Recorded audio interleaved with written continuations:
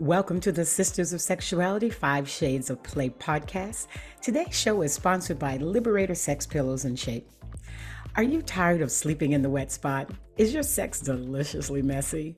Introducing the Fascinator Waterproof Throw, your ticket to unforgettable moments. The beautiful waterproof throw has a moisture barrier that does not allow anything to seep through, as it is designed to protect your sheets. And for our fellow squirters out there, we've got a game changer. It's available in 4 sizes and beautiful enough to leave at the end of the bed. Visit Liberator.com to get your Fascinator throw and say goodbye to the mess, because cleanup is a breeze. Just toss it in the washing machine and voila! Visit Liberator.com and keep the party going. Now, let's start our show. Hello, sexies. You are listening to the Sisters of Sexuality 5 Shades of Play, and I am Taylor Sparks, your host and sex goddess for the evening. We are here for the purposes of educating, entertaining, and informing you in all areas of sexuality, sexual health, kink, relationships, and the business of sex.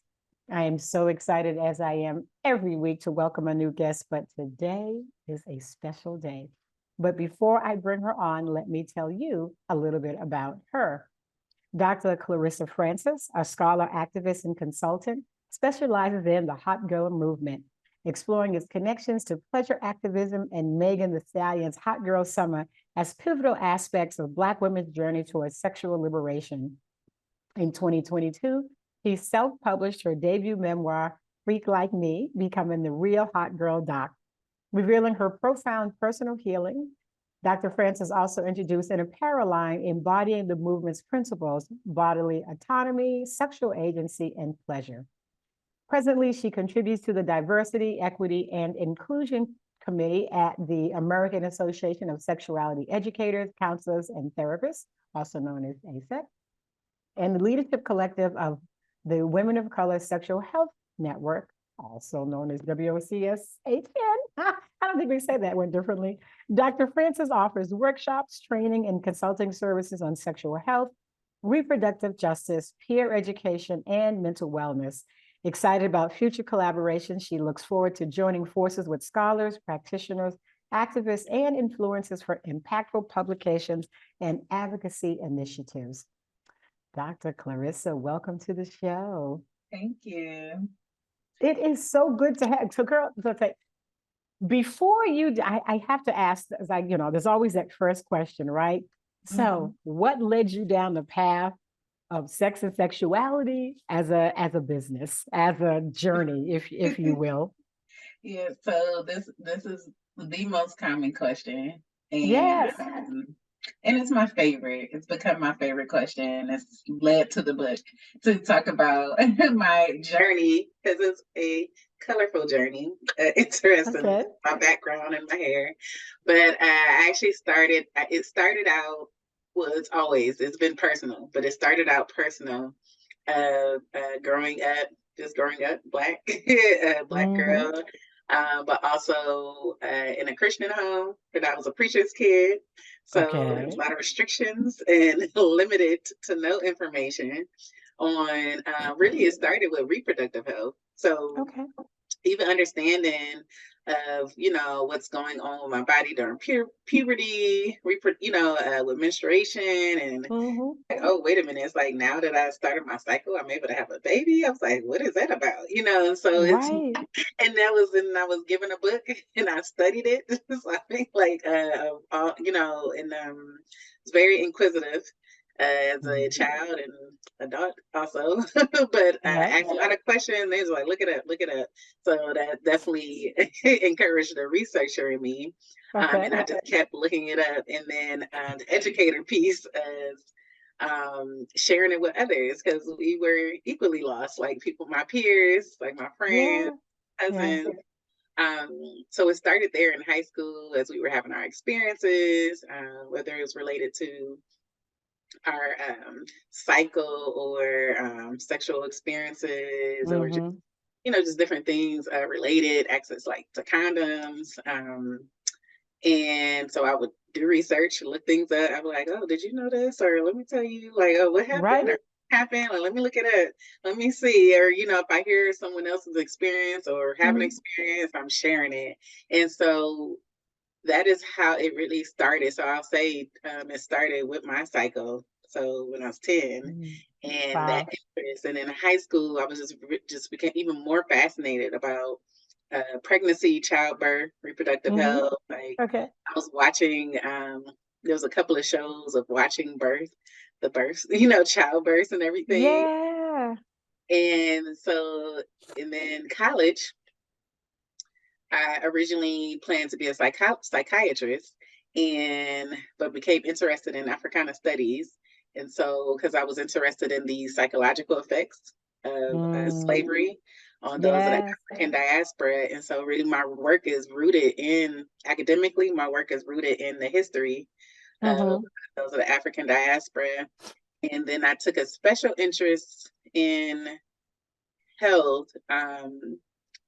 I guess officially, because it was always a part of also like family full of nurses, and then Okay. my mother Okay. became very health conscious after Mm. losing my father young Oh. at 33 from Oh, wow. and Oh my, so yeah, so that led that's to sad. Yeah. and so it led to she really played a major role in my interest in health and in Jamaican, and so Mm. having exposure to like natural and herbal Yes. Yes. remedies, so all of those things was there. And then I had a personal experience first time getting tested, and and discovering that's when I learned about chlamydia, and and then Yeah. and what else, like yeast infections, and like Mm-hmm. it was a really traumatic experience for I'm me. And sure. Yeah. also, so this was in college, already been in college a year, first real boyfriend, and then I was home for the summer, and Mm-hmm. this also led to the first official sex talk. I was 19 with my Oh, parents. wow. So after all of Really? That was the first real sex the talk first with you at official, 19? up until then, it was don't get pregnant. Um, boys only want one thing. No sex before marriage. That was it. And also, when I started my cycle, I was told you can't be playing with those boys now. It That's sounds like it's like, it. but nobody tells you why. And some of us are Right. like, I got to get out there and play with the boys so I can figure out what's going on. Right. It was like, what happened?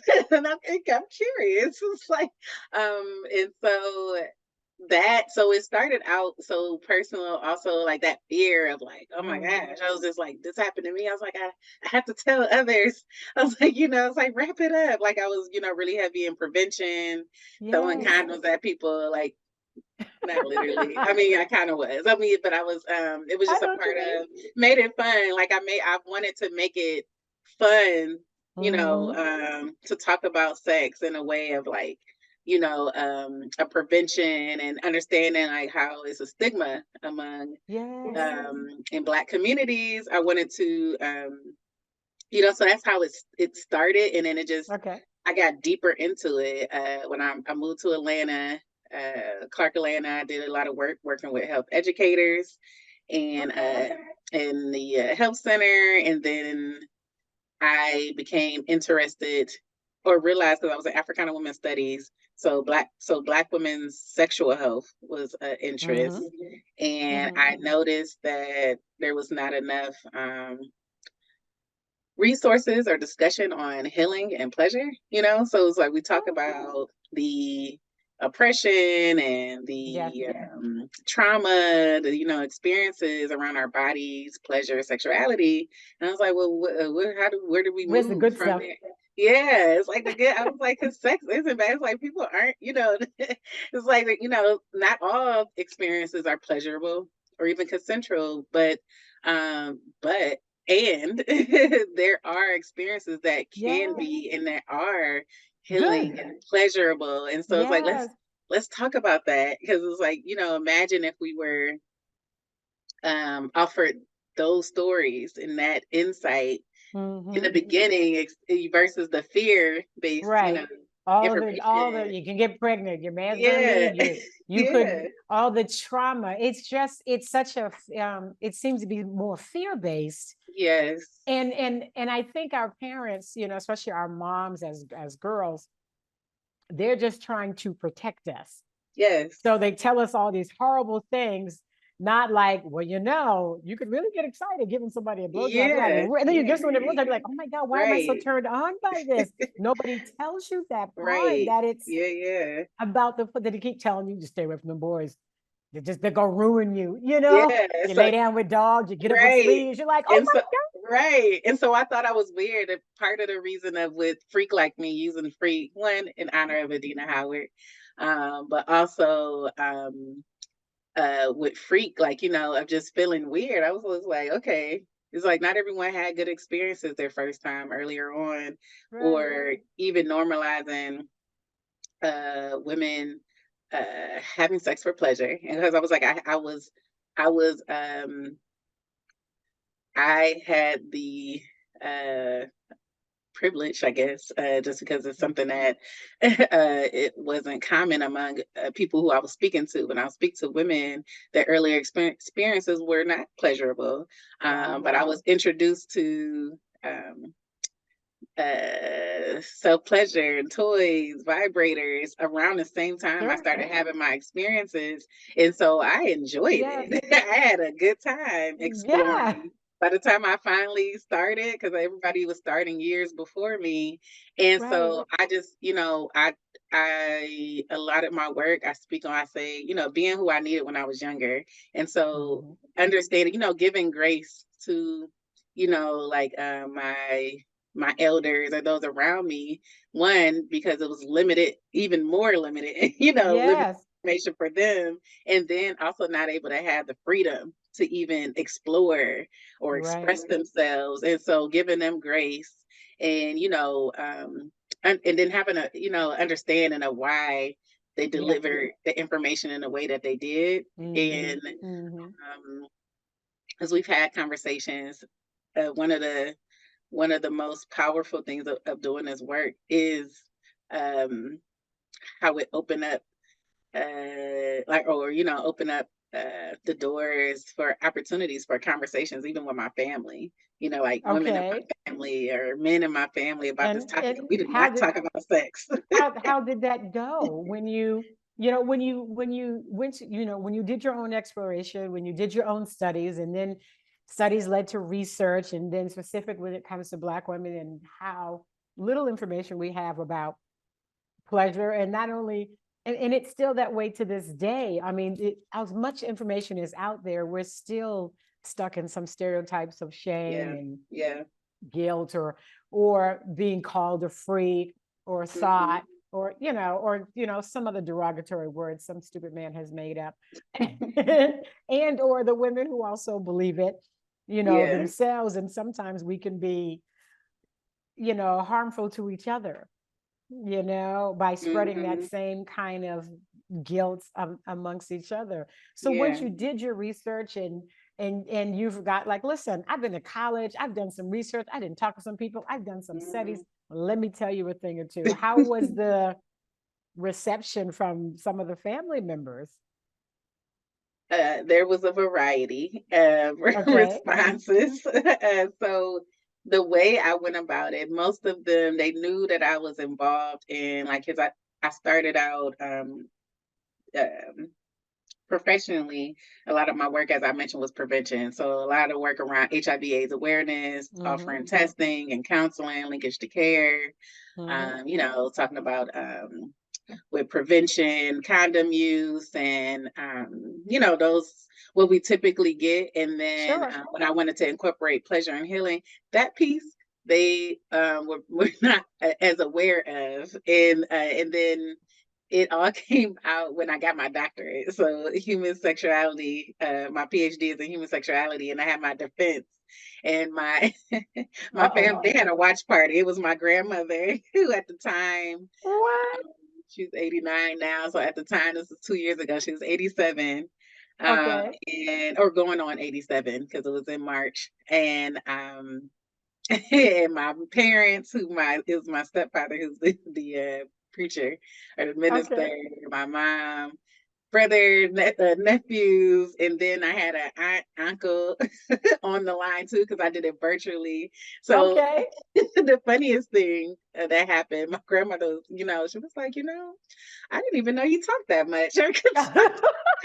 And then some of the responses like, "Oh, you said some words," because I'm for my dissertation on the Yeah. hot girl movement. I interviewed different Black women doing the work, pleasure activism work, sexual liberation, and Yes. so some of the so I'm quoting them, and sometimes they're quoting songs. I wanted them to be as Be free. open, Be you. explicit as Yes. possible, and so I said every word, every word possible to my grandma. Like it's just like no matter who else was on the I said this to my grandmother, but Your grandmama know them words.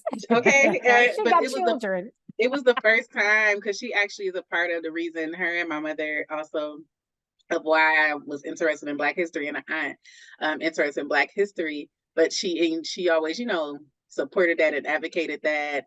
And then she said, and also like on a call, because we started doing calls during COVID, weekly Mm-hmm. calls. She said she understands. She was like, understand why this will be important. She said sex. This is the first time I ever heard my grandmother say sex. And I was like, you know what?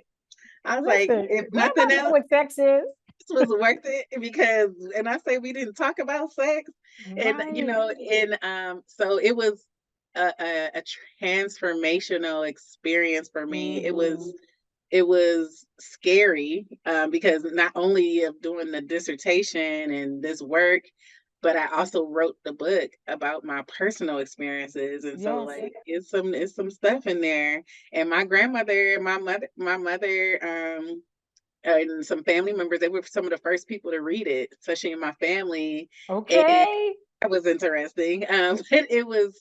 But it led to necessary conversations. And it was, so I had mixed responses. Some Yeah. had a fear of like, making sure you're not, don't make us look bad or, you Oh know, my, it's not, the book is not about y'all. and so, but and that's a part of like the tradition, that stigma. Don't air dirty laundry, Of and course. we don't talk about that. And because something that passed on, we want to present ourselves in a way respectable Of and course. seen Is as your family, worthy. is your family from the South? Originally, my mother's the grandmother I'm speaking of is from Georgia. Is Ah, from Columbus, Georgia, grandfather okay. Pelham, Georgia. And then my father is from Jamaica, Montego Bay. Okay. And so yeah, so Jamaica in the South. And so Girl. Well, my it family's from Georgia too. My mom's side of the okay. family down in Roberta, Tifton, Macon Oh, okay. area. Our Okay. last name is Warnham, and Oh, Warnham. okay. There's hundreds and hundreds of us. So I know this Southern. Keep your mouth shut. Keep your business to yourself. Hmm. But they've come along. So your day to day, are you working with adults, or are you working in the center? Are you working personally? What do you do? What is your like day to day like as far as your business is concerned? So it varies. So Okay. I started out working primarily with the schools. Mm-hmm. So for years, since 2010, well, 2009 when I was at Bowling Green. But since in Atlanta, I worked with Clark Atlanta University, Morehouse School of Okay. Medicine, and collaborated with the other schools in the Atlanta University Center.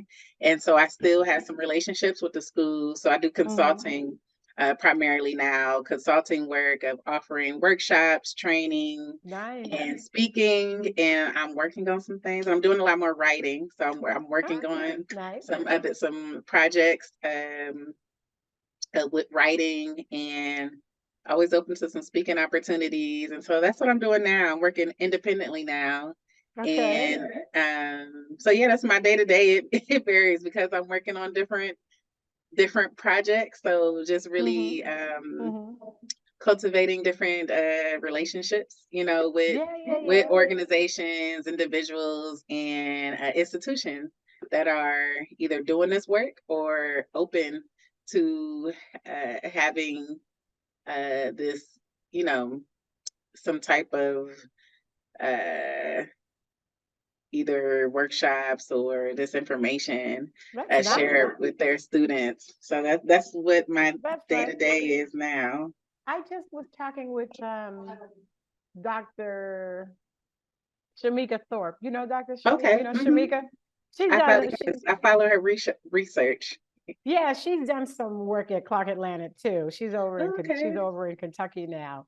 But yeah, Hmm. when you said Clark Atlanta, and then you're triggered the thought for me because it's when I talked to her, I had the same thought with regards to researching Black women, and I didn't know if you read the book Black Women, Black Love. I couldn't remember the name of it, but it's Black Women, Black Love: America's War on Black Marriage Mm. by Dr. Professor Diane Stewart. It Okay. is. Black. I interviewed her a few months back, earlier this year. I think I interviewed her. It's an amazing book. The research that she has done, all using the slave narratives about how the relationships between Black men and Black women have been Yeah. torn apart literally from the Yeah. moment we hit these shores by white America and the Yeah. systemic racism in here. And we wonder how we got to where we are. It's like we've never really stood a chance. Her book is fascinating. I use it for the Yeah. research for my book, An African American Guide to Ethical Non-Monogamy. And Yeah. because she just had such an in-depth. So if you still are kind of, into, I can't imagine that if you've done research before, you probably just stopped. You're still probably researching different things. When you were in the schools, what levels were you teaching in the schools? College students. Okay. So I was teaching. uh, Well, it was open. It was campus wide. So I Okay. offered training for student leaders. So health educators, healthcare educators, Okay. residential advisors. And when I was at Morehouse School of Medicine, I worked on a project where I trained some medical professionals, so medical students on testing and giving some Ah, background at a yes. history of Black communities and the history of with sexual, sexual health and reproductive Mm-hmm. health. Mm-hmm. And so primarily I worked with adults and college students. And Okay. now I still working with adults, but opened it up to not just college students, so in the Yes. communities. And Okay. I'm interested. I have I have aging nephews and younger people around me, and just some conversations that I'm having. I was like, okay, I need to see what's going on in schools because Yes. they sounding too much like back when I was still in school, and I was like, y'all still think that? It's like Still. that's still Oh my something God. that's like So okay. what are you familiar with the preventative HIV preventative medicine pills PrEP? Mm-hmm. Mm-hmm. So what are your professional thoughts on PrEP? Professional thoughts um, is that I think it is a step towards, the goal of it. I know with it's for ending with ending HIV and with new cases. Like that is part of the campaigns of Sure. initially it was what is this? What's going on here? Then it was Mm-hmm. reducing, the risk, and then reducing newer cases, and now it's ending, HIV, whatever what that looks like. And so Mm-hmm. I think it's a cool option to have. I think it's about options, just like with anything, like with even with birth control, Sure. Sure. that is Sure. something that just to have the choice, the option, And Mm-hmm. so from my understanding, I remember when it's newer, it's still new, but I remember originally with PrEP, and I think it was around with a lot of grants, or funding was Mm-hmm. for Black men who had sex with men. And Yes. so a lot of the programming and recruitment and the marketing was geared towards Black men who had sex with men. And um, then later there was more. accessibility for Black women, and I've I have a personal experience with it, but just I've seen others who have or heard others' experiences, and it's something of them. It gives them a comfort, of this, and even especially being in Atlanta, where uh, when we speak on the rates and how while there's progress with HIV, with cases, but still, being still one of the leading places, and specifically I'm in Fulton County, and so that's where I did a lot of my Really? Still. programming.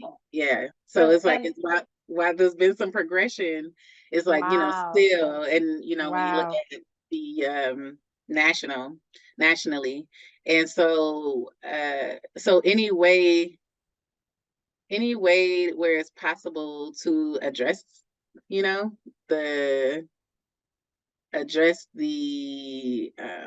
the transmission, Yeah. or I think is a step in, Hmm. of what the goal is of ending. But I also, part of the work that I do, or even with the high girl movement, one of the things is choice. Is about having control of the body and having Yeah. choice. And so it's just an option. Something. And so this is professional. So the professional is You can tell me the that personal too. Well, actually, that it is. it you can even tell me the personal because I actually I'm going to segue from PrEP into condoms because Okay. part of me was like, well, why would you use PrEP when you can use condoms? But that leads me to um, our um, our wonderful sponsor, which is Union Condoms, right? So let me Hmm. tell you something about the Union Condoms because they are Okay. one of my personal and professional favorites. Is one of the ones that I always recommend to clients. They are vegan, right? And they are game changers in the world of pleasure and Hmm. protection. And yes, I said vegan, and no, it's not a lettuce wrap. You cannot eat it, right? But experience the ultimate connection with their precision fit vegan condoms. They're meticulously designed to let you feel it all. Say goodbye to animal byproducts, because most condoms are made by animal byproducts, unpleasant odors, because at Union they keep it clean and simple with their formula. So Union condoms are more than just protection. They're your ticket to safe and comfortable intimacy for all of your body parts. So why wait? Elevate your pleasure with Union Condoms today. Visit them at unioncondoms.com and redefine your intimacy game. And when you do visit them, you will get 20% off of your first purchase when you use the coupon code Organic Love. That's LOVE. So, Union Condoms, because they believe that love should be clean, simple, and sensational. And by all means, go to unioncondoms.com and always practice safe and consensual intimacy.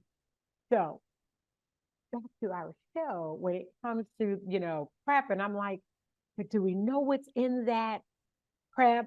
And what is it doing to our bodies when you can just wear a condom Hmm. that doesn't have, I don't know of the side effects, or and maybe it's just me being, suspicious of the medical industry to some small degree because Hmm. it's, Hmm. epigenetically passed down through my Hmm. ancestors about the medical Hmm. industry. And I'm like, but wouldn't it be simpler to just use a condom, as So, opposed to taking it? so I hear you. And so this is a part of, because of my different lens that I Mm-hmm. have, so with Yes. Africana studies, so having that, rooted in having a deep understanding, of that research of how, even in medicine and education, all, different systemic, racism, and how it Mm-hmm. shows up, and how the distrust of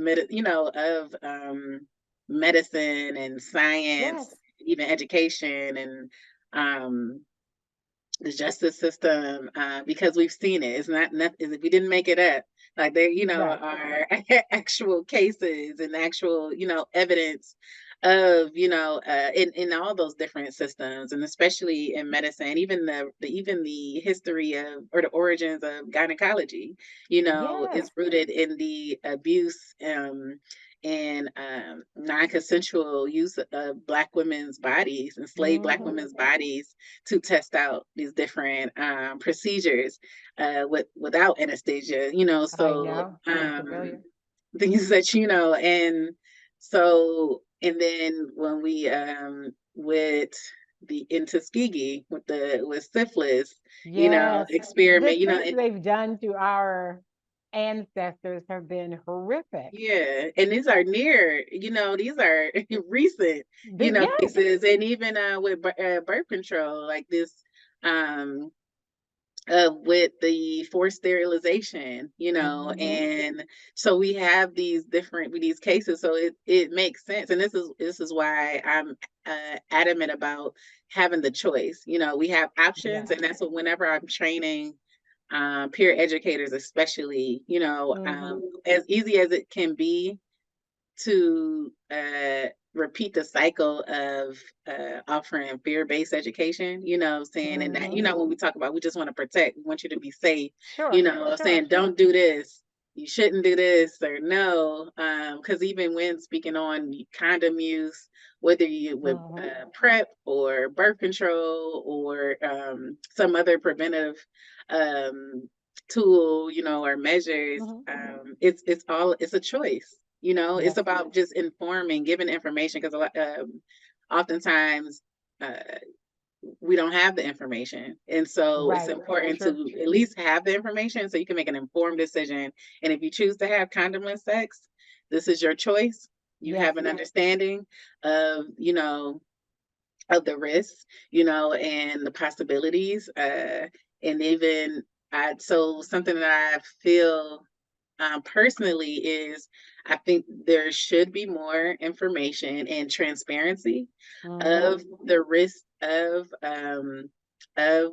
different types of medication, whether with PrEP and also with birth control. Like we could have both, Yeah. just like we can have it to get, in the same time. Like, yes, this is Yeah. something, a way to reduce your risk. This is this is progressive. This and also, but these are some things that also comes Mm-hmm. on along with this, and Mm-hmm. you should understand this. You should know about this, and this should be a part of. I personally feel like this should be a part of the marketing, or a part of the information that's disseminated Right. Do when you? offering it. Mm-hmm. I'm sorry, I didn't mean to interrupt you. Finish. That's good. Finish your thought. Oh, no, no, that's good. Well, I Yeah. was going to say, based on your own studies and the people you've spoken to and taught, and even some of your peers that are out in the world and they're teaching, do you think that the sexual stereotypes of Black people still exist, and then that may prohibit us from getting some of the information, or disseminating some of the information with regards to our risk, whether it's sexual, and whether it's STIs, or whether it's, here's a healthier way Mm-hmm. to be if you're going to be sexually active, or here's the way you can, have your hot girl summer and not worry about Yes. getting chlamydia. It is not, Yeah. did you see, are you familiar with B condoms? Yes. You see Yeah. that what they just came out with? They just launched a pill, if you will, that will help prevent you from getting, I think, gonorrhea, syphilis, I think, and I've seen chlamydia. that. I've seen Yeah, that. yeah, yeah. I'm trying to get. I interviewed Jason years ago, but I'm trying to Mm-hmm. get him back on the show to talk about this new thing, because as we know, some people are just not going to use condoms, and I'm just like, Mm-hmm. why? I mean, there's some reasons, there's multiple reasons. And then that goes back to the thing with when we talk about pleasure, and and it's like just being honest, transparent. So something, because I offer a lot of the programs to younger people. So I Mm-hmm. have to speak to them in a way that I would probably speak to like a younger sibling or a cousin. Sure, And so it's sure. like, hey, I get it. It can be fun. It does feel different.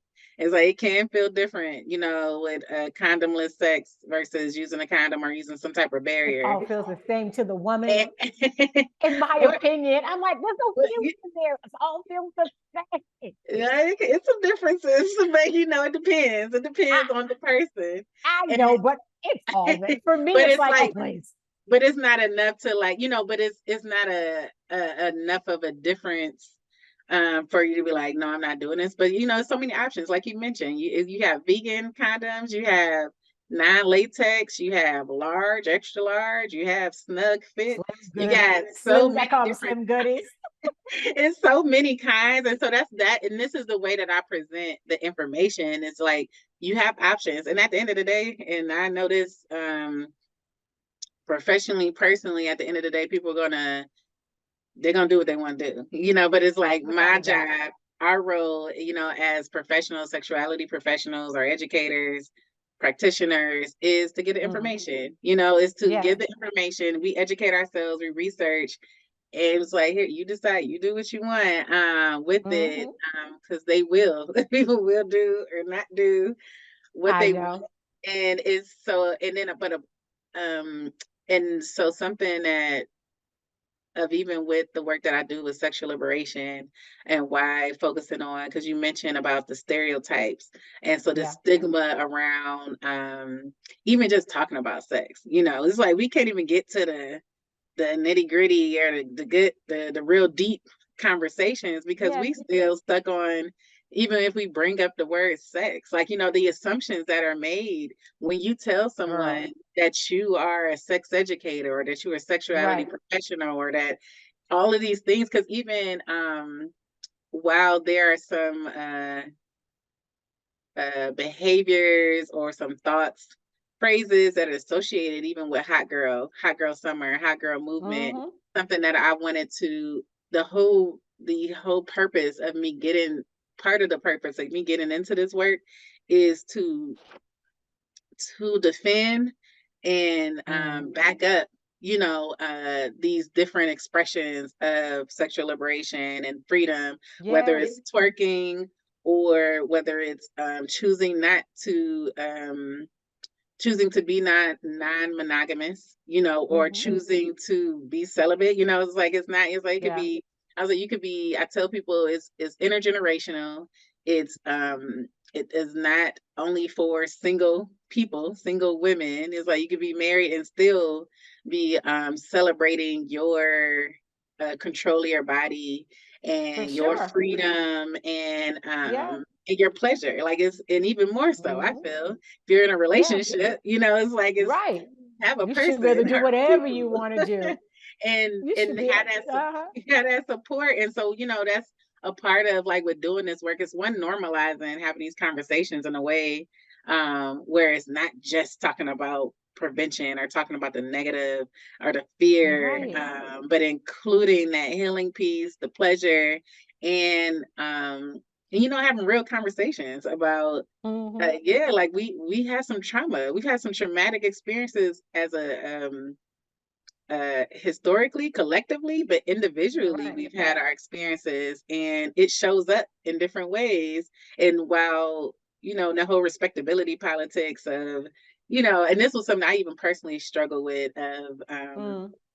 uh personally in my life of like how I dress and how I carry myself, Yeah. even how I talked about the work that I do, um, the fear of one not being seen as worthy of to be partnered, Mm. but then also not taken seriously as a professional, um, Yeah.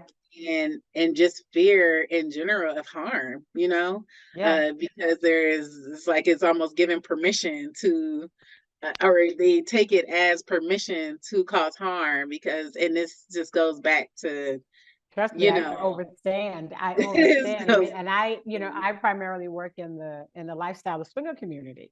That's where I do a lot of, and so even with the people, there's less threat of feeling like somebody might want to do harm, because most of the people are couples. You have more couples than you have single people. And so you kind of think, well, if you're in a relationship, dude, you should be know how to mm-hmm, act. Because mm-hmm, because you embarrass your woman out here, she's gonna snatch you and your ass is gonna go home. but there's always an asshole somewhere. But again, being a sex goddess, an erotic educator, sex educator, the thought as that, and then on top of that, I'm open swinging poly kinky, they're like, oh, so you just gonna, I'm just gonna come knock on your door and just throw my dick down. I'm like, yep. What is your name and who are you? Okay. And why do you think I would even want it from you? Why do you just think because I can't fuck anybody I want doesn't mean I'm fucking you. That part. Because actually, something with that, I try to tell people, they think, while I didn't have some experiences and I have explored, it's like the more you explore and figure out what you want and do not want, it becomes you're more selective, it's like you're like, no, one is certain things, especially if you're in tune, with energy and you on your healing journey. So you are even more protective of who you're allowing into your space in a lot of ways. And so it's just from conversations or just from some comments that are made, I'm just like, I'm good. You're not even, you don't I even was meet thinking about giving you some, but you fucked it up with your mouth. You messed it up and I'd be so mad. It's just like, oh, it's gonna be good, girl. So I am a woman out of her 50s, right? And I had to take, because this is the thing about the judgment and where it doesn't. You would think at this age, that I wouldn't still have judgment. And a gentleman I dated in my 20s in LA reconnected with me in the last year or so. I don't know, 2 years or so.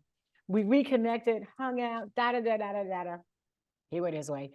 But it didn't ended on he acted like a little boy at the end of it all. So I kind of sent him on his way. And then months later, he wanted to apologize for being a butthead, and he wanted to fly me in for his birthday party, and we were going to take me shopping. My girlfriend and my daughter were like, you better go get that trip. That's what I was thinking. I was like, did you go shopping? Well, I thought about it. I'm like, I don't need nobody to fly. I can fly myself any damn way. I don't need you to fly me in. But he's apologizing because he acknowledged his butt-headedness. Anyway, long story short, amongst me deciding to go and it's talking about the whole weekend plans and this party, this man says to me, yeah, just don't tell anybody what you do. Excuse me. There's going to be a lot of family in it. I'm like, educator, what do you mean what I do? It's not like I'm a sex worker. And even if I was, there's no shame in that. I wouldn't have no shame in that either. But I'm educating people on holistic sexual health and wellness is what I do. And he was like, yeah, people just ain't ready for that conversation. I'm not going to run around going, hey, I'm a sex educator. But if somebody says, oh, hey, you're here for the party, well, what do you do and where do you live? Yeah. He was like, yeah, I need to get somebody to explain it to you because you don't understand. Like, would you tell my grandmother? Tell your grandmother. Clearly, she's had children since you existed. It was a whole big, and I was like, you know what? Keep your shopping trip. I'm not done because I'm not going to be mincing my words, worried about what you think about what I'm saying to somebody. And you go find you a nice girl that works at Target. No shame on working at Target, but somebody that you're not ashamed of. And this man is 60. And he had shame in the fact that 61, 62, I don't know.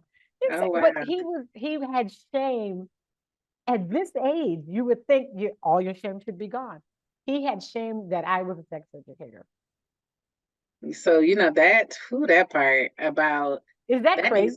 That needs to be a thing, a whole series in itself, dating or relationships while being in this work, because I'm not picking up that mantle. Next. I had some experiences and it depends on where I was in my journey. Like I mentioned how there were times where I was more I was selective in what I shared or how I shared what I did, and it reflected of how comfortable, I was, or my confidence in what I was doing. And so I think there was something, and these were things I had to resolve because, growing up, everything around sex and pleasure, especially women, is bad, it's negative, sin, Jezebel, all these things. And then, Yes. and so some things were internalized, and I had to like deprogram a lot of, a lot. And it reflected in my partners. And so Really? there Okay. was a switch for me when in a relationship where in the beginning it was known what I did and the work that I was into.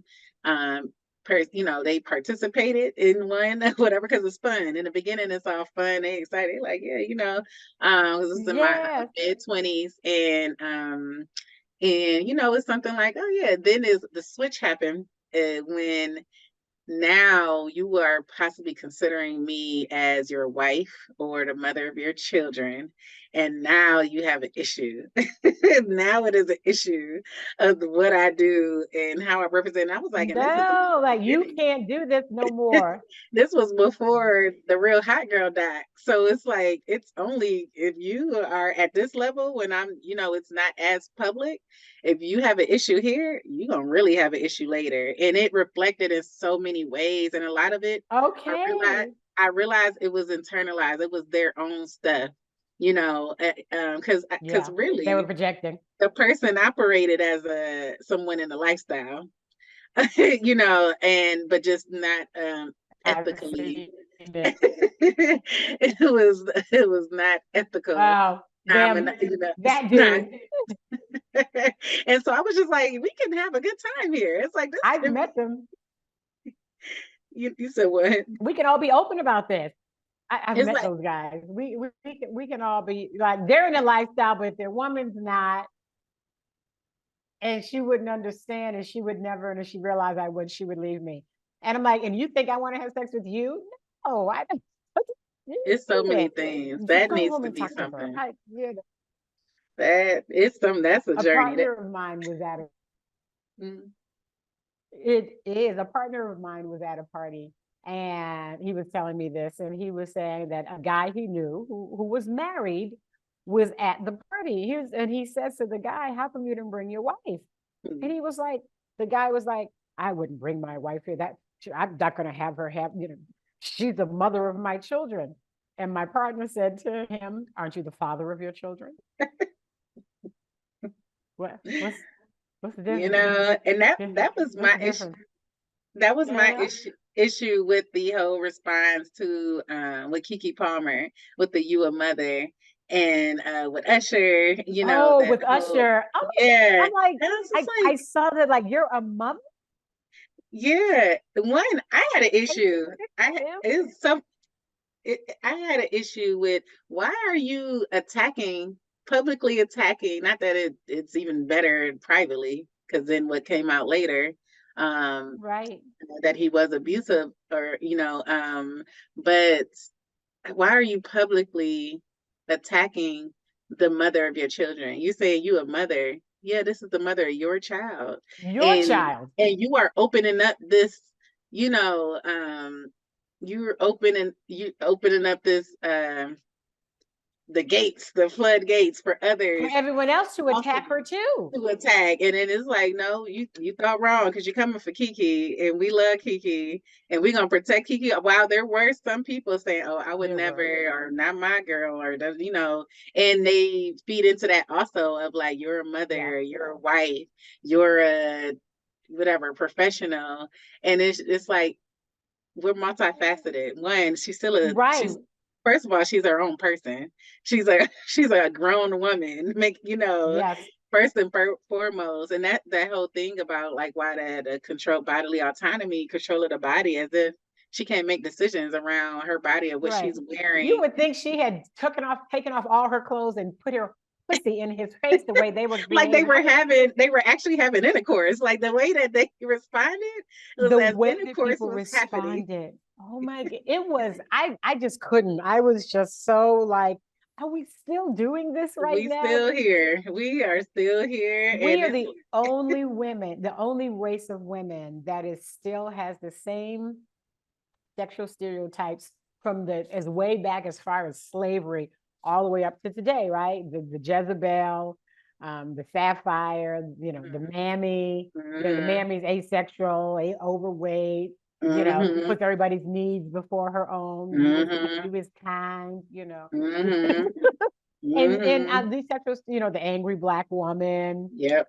And those stereotypes are still in the media. And then we pass it down generationally, right? Through epigenetics, we're passing it down to our own daughters and sons about the kind of woman you should be with. And what white women don't have this same level. They do have stereotypes. They have just two, though. They have, the whore and the Madonna. That's it. But we have 4 or 5 different, all these other things that we can't. And it's like, you can't just be you as a Black woman in the US. Yeah. And that's, and that's part of why I go so hard for it, as uncomfortable it is sometimes, and vulnerable and scary, of expressing myself so publicly while doing this work. Because there's some who have, which I get it, some who have separated their work from their personal life. Nothing. They got like Beyonce type of privacy for the most part. Nothing about their life. And then you have some, like, you see everything. And so it's like, I understand on the spectrum of what you share, because you're just opening it up for others to judge you, because they have these expectations if you're in this work, these assumptions or these different things. And so a part of it, of why I go hard, of advocating for those doing this work, whether they are in practitioners or healers, or whether they're offering twerk classes or twerking, or they're dancing, or they writing, giving head, the classes, and even the artists, like, which is not the first. I don't know why they're trying to act like it's something new with Megan and Cardi and the other ladies. Like, we had Little Kim. We come from Janet Jackson. Like, I was so just because excited. Janet didn't say pussy. She just didn't say pussy, but I've seen a lot of her concerts when she was crawling up on top of the men, when she was going through her BDSM phase. Yes. And she was wearing the skin tight latex. Yes, and she still do a little bit of it. She still, after she was with the Muslim guy, I saw her perform again, and she was covered from neck to ankle. Yeah, she's still covered. But she still got some men on the stage, and she's still doing seduction. Yeah. But I thought that was interesting. She made that kind of, and then they got divorced. I'm like, well, did you go back, or did you stay, or what? Yeah, and that's a whole, again, based on, I think somebody did that. I think one of my my sister friends even incorporated in her research based on your relationship.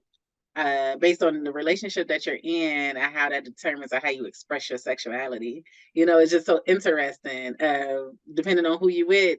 Right, but to make that change for those of us who are, working in this industry and sex or sexuality, or as educators, or as healers, as dancers, as sex workers, and to find a person that accepts you for you, just as if you were a nurse or a lawyer, or a ditch digger. It's like, or if you owned a garbage company, because sometimes when the garbage men go by, I'm like, do they have showers at work, or do they have to go home smelling like that? And then I don't know if you know what I mean? Like, those are the things that run through my head, randomly run through my head. Do they take a shower before they get in their car? Because if they get that stuff and they smell, and so I'm like, they must have a shower at work. But it's like, you met me, like, I've met people who in the lifestyle who was like, I knew a woman, she was single in a lifestyle. She was bisexual. She was a unicorn, right? She wasn't just bisexual, she was a unicorn.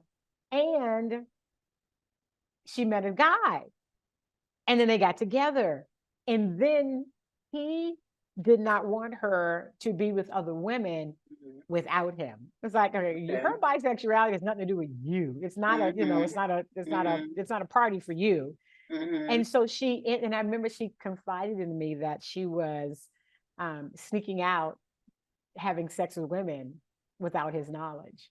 She was cheating ultimately, right? And I'm like, this is not going to last. You understand? You're not going to be able to not be yourself. And why won't you just be yourself and tell him?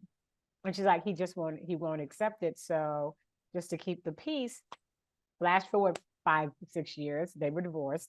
And not that I wish divorce on anyone, but she found someone that would accept her for the woman that she really, really is. And it's like, you got to be who you are, because this is the only life that we have. We only come through here once, as far as we know. Yeah. You know? Yeah. No, that's so real. And that was something that was definitely a part of a lesson for me. I just think like the more I got secure in my sexuality and who I am, I was like, this is me. I was like, this has been me. But now I'm just more open, transparent, honest, and I'm happier in it. Like I'm prioritizing my pleasure, and the partners that I had attracted since, when I had the relationship where the switch up happened. And while there's been some other incidents of switching, the switch up, because there's a certain level when you're living in your truth, you're transparent. It can trigger some things in others, and it's just like, oh shoot, like that dude, he was quite triggered that he was going to have to tell somebody that his date was a sex educator. Yeah, it's and it's like, hey, I get it. It's like, this might not be for you. I was like, you can have an amazing time over here. It would never be no other experience like over here. Right. It's like, because you can be liberated too in this experience. It's like, I hope my liberation and my freedom, I hope it frees you, because that's something that I hope from the high girl movement, Black women's sexual liberation, is I hope that it's a domino effect. It's like, as we are healing ourselves, each other, that our partners, those who us, those who are us who date, who love, who have, sexual relationships or partnerships with Black men, is like, I want this for you too. It's like, I want us all to get there. When the goddesses are dating mere mortals, just say it. When you're dating a mere mortal, you're like, you too can experience some of this freedom. It's like, this could be you. It could all be so simple, but you want to make it hard. You want to keep complaining about the girls or the women who not doing something, and and this is something that you can get in abundance over here, but you care about what others think because of what I do. Okay. Listen, girl, it has been amazing having you here. Oh my God, the hour has gone by so fast. I can't thank you enough, but I have one final question. I've decided to start adding this question in. The question is, what does sex mean to you? Sex. What sex is to me, sex is multifaceted. It could be physical, it could be so actual activities relating to whether penetration or oral sex, and that could be colorful and adventurous. It could be healing. Sex is healing. It can be in that, when tapping into the spiritual aspect, the energy. It could be liberating. It can be therapeutic, I guess, with the healing, because just thinking of the before and after having some amazing sex. The smile is a little bit, right? If you see me the day before, moments before, it's like, and but and it's what you make it. I mean, it's subjective. I think sex is what you make it to be, and for some, is not pleasurable, it's not enjoyable, and I think it reflects So that internal, those messages that we receive, our traumatic experiences. And so I always encourage people to do the work, work with professionals. There are people who train in healing and working helping you through, because if it wasn't for therapy, plant medicine, my support system, and some amazing partners, it could not just have been me by myself. I understand. It's like it took a village, Yes. and so yeah, so that's sex for me is multifaceted. It could be healing, it could be liberating, it's subjective, and it could be magical. That's what I'll say. Yes. Well, on that note, again, I really thank you so much for being here, and to keep in touch with our dear Dr. Clarissa, you could find her on her website and on YouTube at The Real Hot Girl Doc, under her website, and YouTube, The Real Hot Girl Movement. On IG, The Real Hot Girl Doc and The Real Hot Girl Movement. And of course, the same on Facebook. All of the information and links will be in the show notes. And to stay up to date with Sisters of Sexuality, if you have any questions for me or one of my guests, feel free to email me at sistersofsexuality@gmail.com. And of course, you can find us on all social media at Sisters of Sexuality. Be sure to visit our sponsors at liberator.com and unioncondoms.com, where you get 20% off of your first order using the code Organic Love. And of course, my sister site also will sponsor Organic Loven. I want to thank all of my listeners so much for tuning in. And if this episode resonated with you, would you please consider subscribing as a way of supporting the growth of this channel? And it also allows us to continue informing you, educating, and entertaining you. And until next time, stay sexy. Bye-bye. Bye. Organic Loven, for the bodies you love to love. How do people describe you? Are you curious, playful, maybe sensual, adventurous? How about open-minded? The truth is, no matter who you are, Organic Loven has something to indulge your fantasies.